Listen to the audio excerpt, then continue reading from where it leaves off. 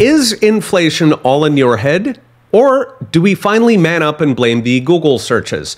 Today, the Wall Street Journal covered an unintentionally hilarious paper by former Fed Chair Ben Bernanke and former IMF economist Olivier Blanchard that tries to blame inflation on everything they can think of but the money printers.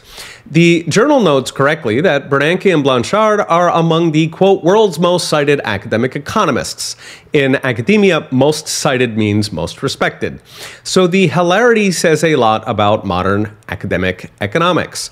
On to the paper. From the journal's description in the paper's model, quote, inflation is a function of, among other things, the gap between the supply and demand for labor, the public's expectations of inflation, commodity prices, and supply chain disruptions derived from Google searches for shortage. In other words, they threw in the kitchen sink on that baby. Yes, even the Google searches, to desperately avoid telling the truth that money printing, including by the organizations that pay both their salaries, is what caused the inflation.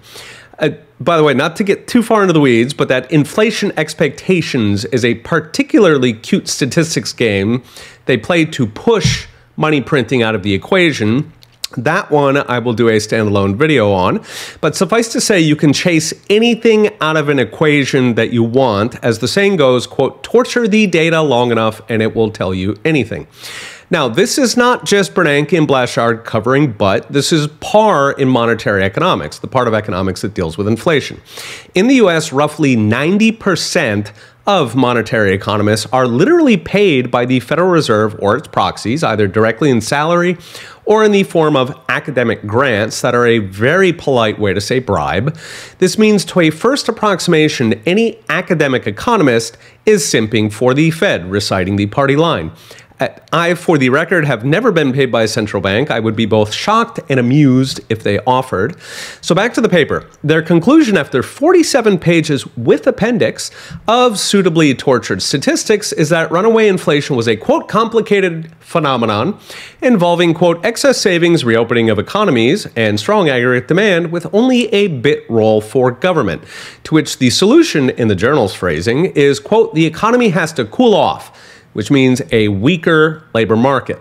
In other words, it's all very complicated, but Americans spent too much, they expected too much, and the solution is to crush them, crush millions of jobs and tens of thousands of businesses. So what would an economist who is not paid by the Fed and the IMF say? Simple. They printed an ungodly amount of money to bribe voters into lockdowns, $6 trillion in 3 years, to the point nearly $1 in $3 still had fresh ink. Then, when all that money flooded into inflation, instead of cutting government spending, they decided to beat it out of the people, out of workers and small businesses.